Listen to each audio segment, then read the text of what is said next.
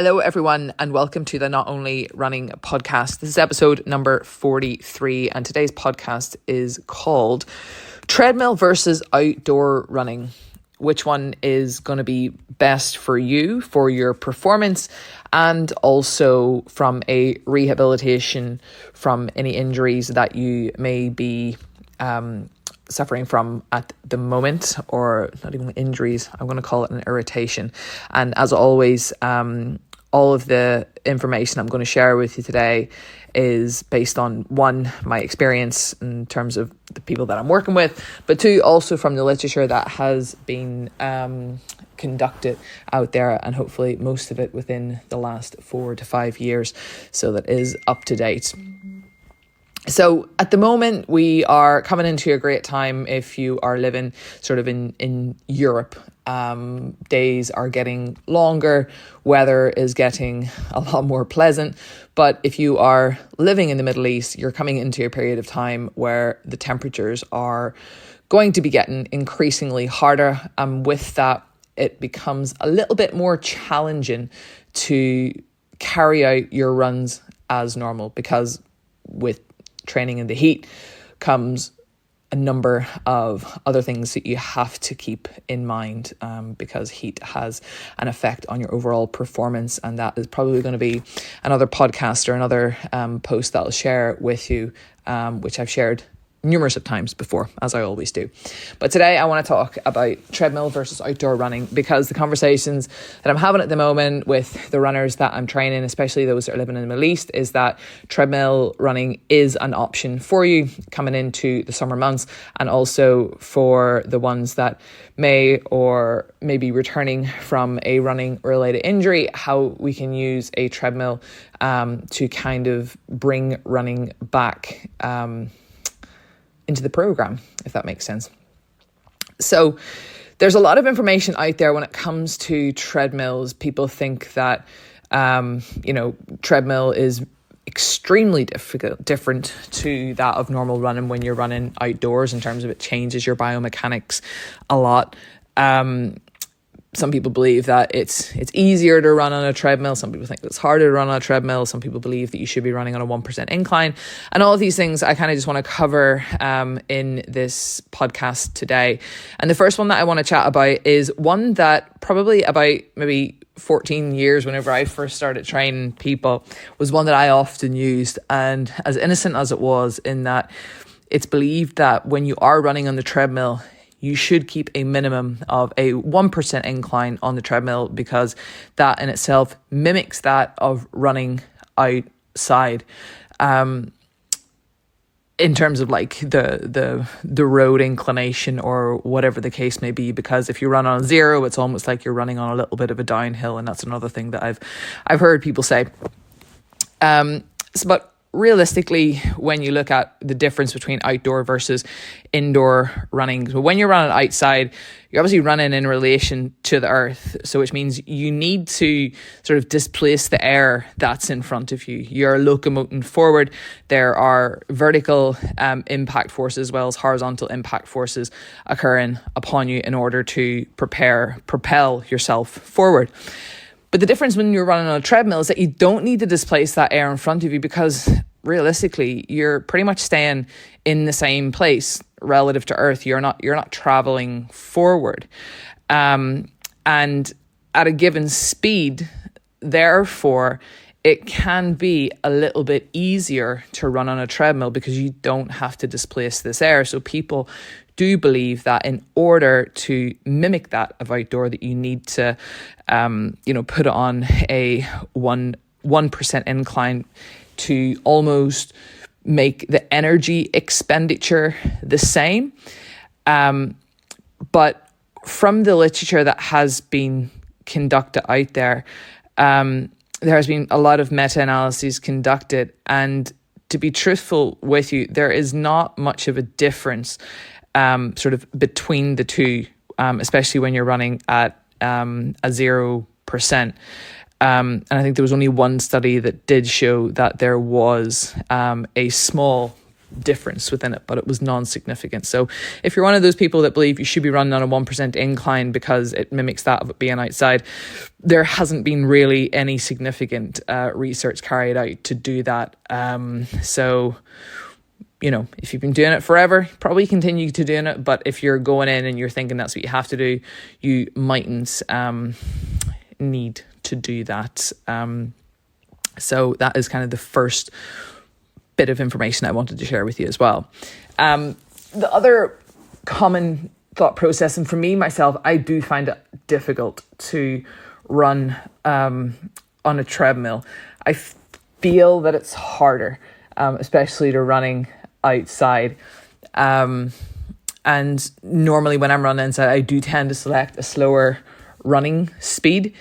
And the reason why that might be is that the treadmill does feel harder is, one, because obviously you're not going anywhere, but two, there's not really any airflow that kind of can cool you down.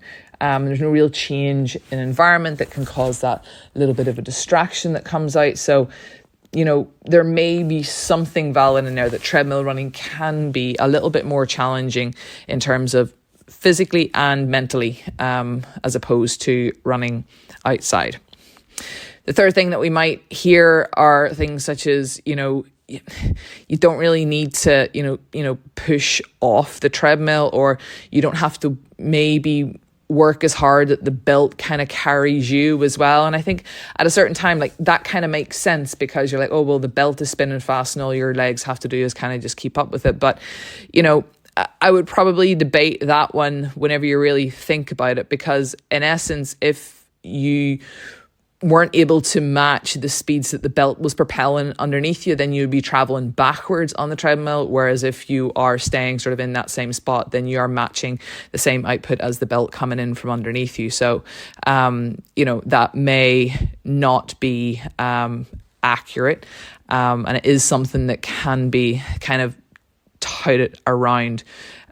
You are technically still moving at a constant speed, albeit there are, you know, the air resistance that you're getting from running outside isn't there on the treadmill.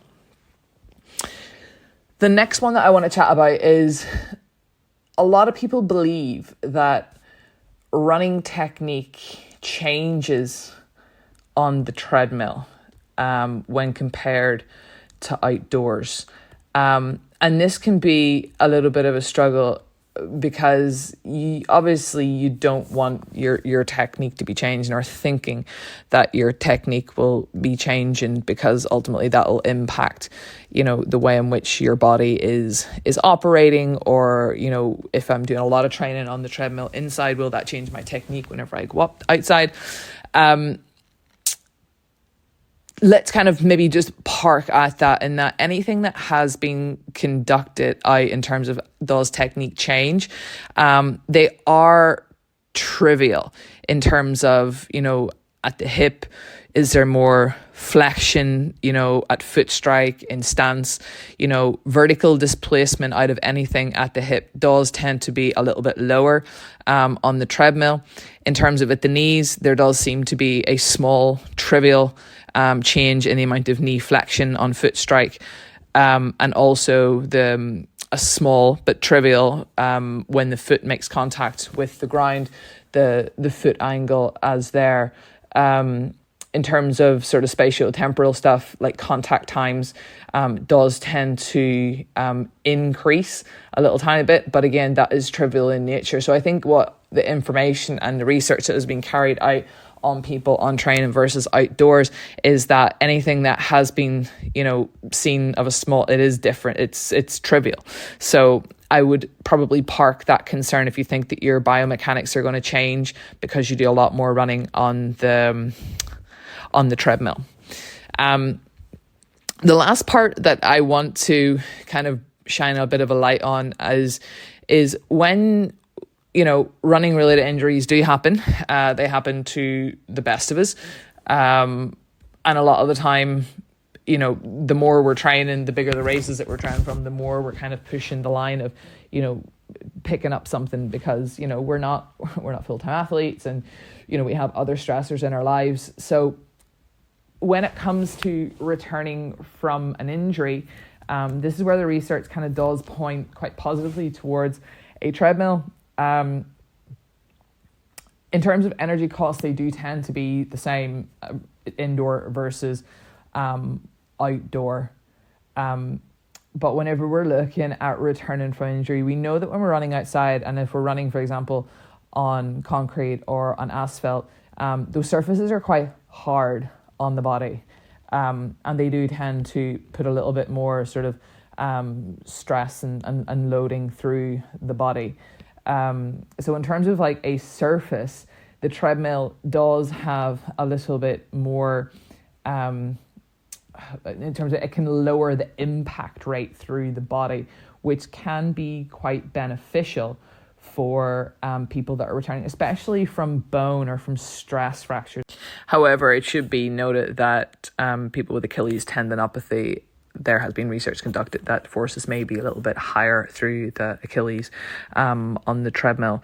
So if you are returning from type of stress fractures, treadmills might be actually quite beneficial in your rehabilitation. However, if it's an Achilles tendon issue, maybe not so much. So in a nutshell, guys, this is a very short and sweet podcast, but it is conversation that I'm having with people at the moment.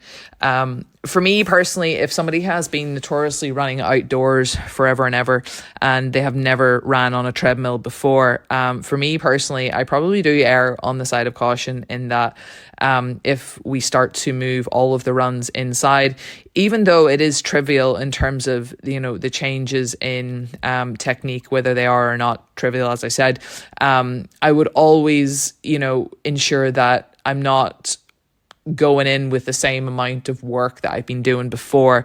I might take a week or two and ease into treadmill running versus just continuing on with where we often picking up, because even though the changes might be trivial, everybody's individual responses can be very different as well, and I think that's just important to bear in mind. So if you are that person and you're moving all your runs indoors, maybe just take a step back,